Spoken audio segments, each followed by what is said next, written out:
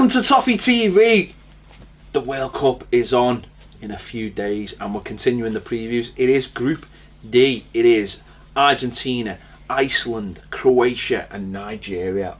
This has got to be the group of death, Baz. Group D for death. See what I did there? Yeah, looking at those teams. You see it, didn't you? Yeah, I mean those teams, very, very tricky group to call. On paper you look at it and go, should be Argentina and probably Croatia. Yeah.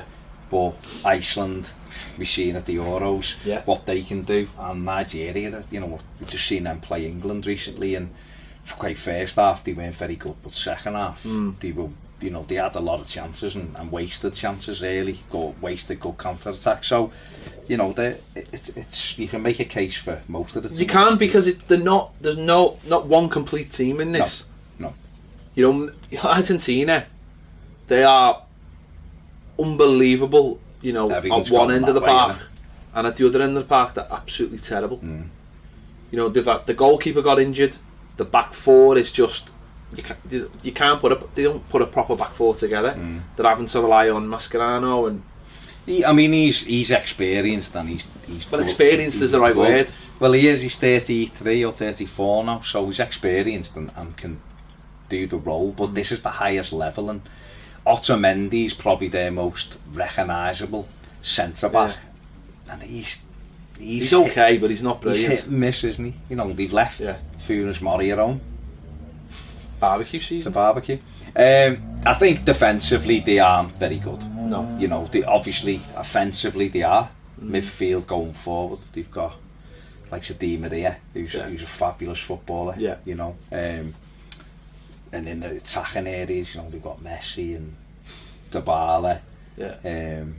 You know, so they've got players. Aguero. But that's the thing. The problem that they struggle for in the last few years, I think, is that they never really, because they've had so many good attacking players, they've never really set up to accommodate Messi properly. I don't think. No. I think more recently they've started to do that. I think people forget as well that the last World Cup, Messi was absolutely fantastic. Yeah. But because he didn't win it, the final, because he was, I don't know, probably worn out by the final, people sort of associate with him that he never sort of come to the party, but he really did. Yeah, you know, and I think it's all on his shoulders again. But they've got to let him play. And I think recently, you know, you've seen that he has. You know, I think he scored a hat-trick a week or so ago, and it was only against Haiti. But I think he gets more. He's getting more and more chances now, and he's learned how to be a player who is an all-round good player. Do you know what I mean? Whereas, like, he's learning. He's like you know, look at Ronaldo. Ronaldo is now becoming a player that doesn't run up, leg it all around the pitch. He just uses his experience to be in the right place at the right time, like a proper striker. And I think you're starting to see that from Messi as well. He doesn't need to go on. You know, he doesn't have to pick the ball up 30 yards from goal and take everyone on. He's such a good player. He's got so much experience that now he just knows where to be at the right place at the right time. I know he's always had that in his career, but what I mean is that he'll start doing more and more of that as he gets older. His game will become a little bit less and less and less, but you'll get probably just as much output. Yeah. And I think that's important for Argentina, that other players contribute, and obviously, you know, they've got the likes of Di Maria as well on the wing. You know, I say the abundance up front is unbelievable. The fact that they could leave out Icardi is just unbelievable. Unbelievable. But they need someone else though this World Cup. They need someone else, because in the last few years too much has been placed on his shoulders, and other players like Higuain. How many chances is Higuain going to miss in big games? You know, he is the ultimate choker in big games. You know, the last time was the Copa America in America. You know, he had about 3 really good chances, and then they end up getting beat on pens, I think, by Chile. And he needs someone just to take that little bit of weight off him. Because also then, because if someone does take the weight off him, then he's not going to be marked, you know, doubly marked. So he's gonna have a little bit more freedom. So if Argentina can get that right, I mean, listen, they've got to do a hell of a lot right, because, you know, you've seen couple of months ago when they played Spain. You know, Spain put 6 past them. That showed how bad they are at the back. They've got Ever Banega as well, who's a very good footballer in the field. So, but you're right. The key for them will be at the back. Can they get a unit that can defend, get a bit of organisation? You know, and that's really what they need to work on, because offensively they are very, very good. You know, and I think Messi, you know, one of the ultimate things in football this week that was, you know, bigger than football was he refused to play the game against Israel. And you know, he said we are human beings before we're footballers. And do you think he has to win the World Cup for people to say he's the greatest ever? It's not for me. No, not for me either. I think is he the greatest ever? I never seen Pele, but Pele was obviously brilliant at that time. I see Maradona. Maradona was incredible, and Messi's incredible. So I don't know how you can properly quantify who is the best. I think Maradona would still be able to do it in this day if he was around. Now. I think he'd be able to do the way he played. I think he'd be able to do more in this day because of the pitches and because of the boots and because of the drug testing. But I think for a lot of people, he would have to win it before they would say he was at the very peak of his powers. Yeah. So I don't know. I think he's a fabulous footballer and has delivered year after year. Well, that's why I think he's the best, is because he has delivered year after year. He's delivered for 10, 11 years now, every single year. Don't forget Pele and Maradona and other great players, George Best and Dixie Dean. Other great players didn't have Champions League every year to deliver on, and you know, of course. Obviously Maradona came to Europe, went to Italy and played obviously for Barcelona and was fantastic, but you know, Pele played South America, then North America, so you know, he's done it on some people say is a bigger stage than the World Cup. I don't personally. I still think the World Cup's the ultimate. See, I don't. But I love the World Cup, but the reason why I say this, and this is just mainly the reason, is because the World Cup gets played at the end of very tough seasons, and I feel like for the last 3 or 4 World Cups we've not seen the best players at their peak, because their peak is normally around February and March. But is that also because they're playing against the very best players from every nation? No, I just think physically. I think you have to be at your best, and I just think a lot of I think what I'm saying is you do get players being at the best, but what I'm saying is you don't have all the best players playing at the best, because I think that a lot of them are just. Well, then that'll make Qatar interesting, won't it? Yeah, it will. Qatar's getting played in December, isn't it? So let's move on to Iceland. Yeah. Obviously, Gylfi, he's the main man. Yeah. This is his big chance. Iceland, you know, they've got tournament experience from 2 years ago. Did really well in the Euros. Surprised a lot of people. First ever World Cup. I think so. Yeah. Energised a lot of people with their performances and their fans and the doing the old clap and all that. And people will be looking for them to do that again, and I hope they can, because there'll be nothing worse than if they turn up for this and just get beaten 3 times. I hope they go and I mean, for us. No, I want Gylfi to have a boss World Cup. He's had that injury. He's coming back from it. He should be fresh. It's whether he's match fit. He played 25 minutes the other night in a friendly. Scored against Norway, and I think that, you know, they'll have another game probably in between, and I want him to have a big World Cup. I want him to do well. I want him to come back from the World Cup. I always think that if a player gets a chance to play for his country, I know other people, or in the World Cup or in a tournament, I know other people like, I don't really want that, but you've got to think about for him. You've got to think about, like, if a player misses out on a tournament or whatever, how mentally what state that's going to leave him in. I want him to have a boss World Cup, so he comes back and goes, well, you know what, because they'll know their expectations, they'll know their limitations. You know, they can get out of this group, which, you know what, it could happen. But if they can get out of this group, and they've all played well and all done as well as they can, and they've had those little individual moments, then he'll come back buzzing, as would, you know, any player. I mean, he's the one they're going to look to, isn't he? Obviously, they've got their Goodmanson, who's the kid who's had a very good season at Burnley, got a good left foot, quick.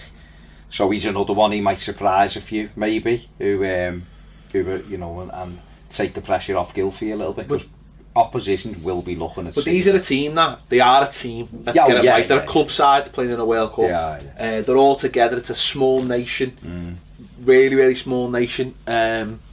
You know, great fans. They've got brilliant fans. They've got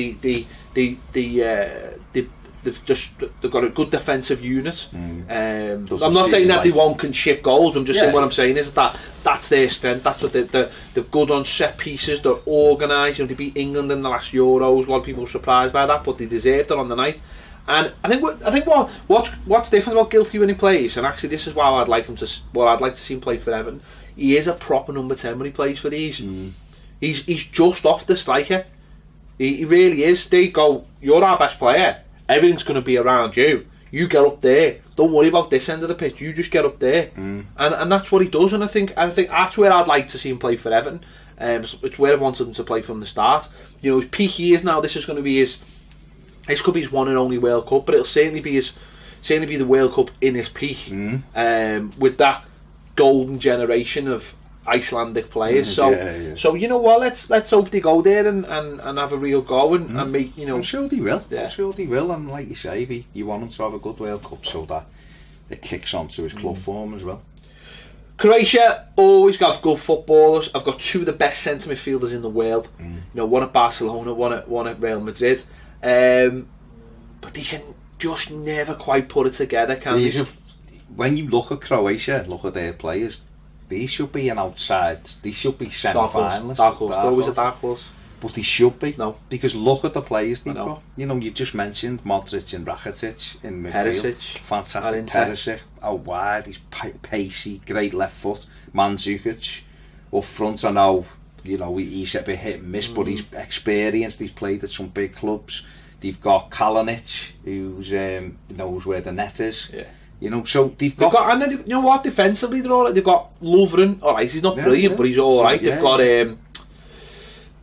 what's his name? He's played for Man City. Choluka. He's getting on a bit, but he's a good, experienced defender. I think what they miss is, I mean, I watched them the other day when they played against Brazil. They were terrific in possession. They just lack a bit of pace, and they lack a player off. You know, up front, who's a runner. That's what they lack. They're really good, they're technical, but there's no pace. You know, that really. I mean, we've got Vlasic, and when you watch Vlasic, you can he's like the prototype Croatian player. Nice, neat, tidy, but they just don't produce players with that zip. And I think that's the problem. They've got players to open the door, they just haven't got players to take advantage of that. He's always been like that though, and even back to like Davos Suker, who was absolutely brilliant. Oh, his chip. But he had no pace. No. But he was I don't think they've got anyone up front who's anywhere near as good as that. And they just see what on the ball they're great, but they craft. Everything has to be crafted. Everything has to be pass, trying to open that door. And I think where teams will expose them is that if they nick the ball, they'll be able to break on them really, really quickly. That's what Brazil tried to do. They nicked the ball in midfield and then broke on them quickly. And I think with the lack of pace at the back, I think that might catch them out. So he might have to sit deep, but then how did he get up the pitch? Exactly. That's the problem, isn't it, for them? But technically and on paper, they've got some fantastic footballers, good big names. If they had one of their centre forwards that they left out, they'd be amazing. If Icardi played for them, they'd be absolutely. They're just, I don't know. They're just lacking that one, that real one, and whether it be a centre forward or a real winger. I mean, even look at Perisic. You know, he's a winger, but he's not lightning winger. He's more of a, you know, he's a strong runner, but he's getting older, isn't he? He was peak in 14. He was brilliant, you know. And you look now and you think, if they just had one or a midfielder who had a bit of pace and could break into the box, or third man runner to go with these two in midfield, they'd be sound. But it's just something lacking. In the technically though, absolutely fantastic. Oh, great players. And that brings us to Nigeria. Who again, they're always in World Cups, and I don't think they're seen as a strong Nigerian team this time out. But like you said before, watched them against England the other day. And first half they were absolutely terrible. I mean terrible. They were just so poor. But second half they come out and they got under the skin of England really quickly and started throwing the ball in, and with the pace and with the strength, hustling, winning the ball back, pressing high, they started to get under the skin of England. And you know what? Actually, against someone like Argentina, they do that to their defence. I mean, that's if they can get the ball off them. But if they can do that to them, then they can upset the apple cart in games, and it's just whether they can upset it enough times in games to actually make a difference, to make an impact. Yeah, but they've got pace, haven't they? They've got Victor Moses who does well for them. As you can see there, they've got Iniacho up front who hasn't done as well as I thought he would when he went to Leicester, because he was a goal scorer at City, but he's a threat. So when you look at that, you watch them, obviously the experience of John Obi Mikel in midfield. Iwobi from Arsenal. Iwobi, he was at a good game actually at the weekend. So there's players there who are dangerous for them, and can cause these teams problems. And like you say, if you're pushing high up against the likes of against the likes of Argentina, or even against Croatia, because they're worried about their pace at the back, Nigeria can cause them problems. What I like about this group is they're all dead different, the teams. They've all got different styles. They've all got real different styles. It's a real like World Cup. It is. It's a real like an old school World Cup group where you did get different ways of playing. I mean, Nigeria have also got a Gallo, who people will remember from his spell at Watford when he had that hot streak of scored against us. Probably 28 goals in the season or something. I remember having a discussion with Robbie from Arsenal Fan TV about who you'd rather have, Lukaku or a Gallo, and he was like, oh, definitely a Gallo, he's great. I was like, yeah, is he? But he's pacey and strong, and and he went to China for the moolah, didn't he? So with that kind of curtailed his career in Europe, but he's another outball for them, and another strength which him and Iniacho are both pacey, so he can put teams under pressure. Yeah, sorry, I was just looking at the fixtures, and it's just disappeared on me. Unprofessional. Argentina versus Iceland, the first match, and then Croatia versus Nigeria that night. So, well, Argentina will be looking to get off to a good start, won't they? Iceland will be looking to catch them cold. Give them the chills. Yeah. No, I mean that's an interesting one, that, because actually what that would mean is the first game. I think with Iceland, what you've got a set unit who know each other's games. Argentina, I think they might be another team, a little bit like France, who have to play, grow, get trust, because there's nothing worse than playing for a team where one end of the pitch is sorted, but the other end can unravel it for you, and it's almost like you're waiting for it. The old Lukaku look. What do you want me to do? I'm scoring goals, and you're letting goals in. What do you want me to do? Do you know what I mean? That's going to be the trust element. How much is that defence going to allow Argentina to play? I agree. Yeah. So who do you think? Who do you think out of this? I'm just going to go with the basics. Yeah. I'm going to say Argentina and Croatia. Okay. Iceland are winning this group. Okay. They're winning this group.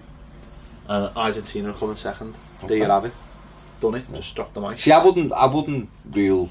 The thing is, it's the group where you wouldn't rule anyone out. I wouldn't. Iceland, if they're as strong as they were at the Euros, team-wise, I mean, concentration levels, they could quite quickly. I reckon they'll win one game and win the group. Draw two and win the group. They could do, because it is a tight group, and it's how much teams are prepared to actually go for it early on.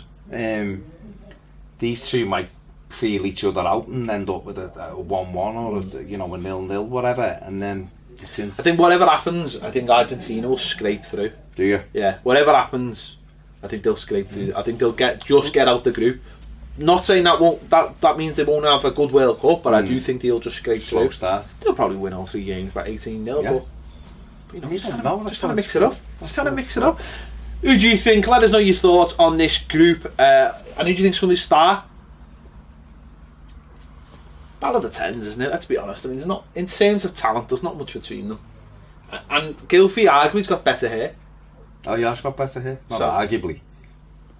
Well, Montes Messi's is a been- 10 as well. He might be a number 10, but it's the battle of these number 10s. Them too. Yeah. Montes hasn't got as good a hair as them. No, it's a mess. It's a mess. Good play though. Good player. Let us know your thoughts in the comments. Thanks for watching Toffee TV. Make sure to check out all the other World Cup previews. We'll see you later.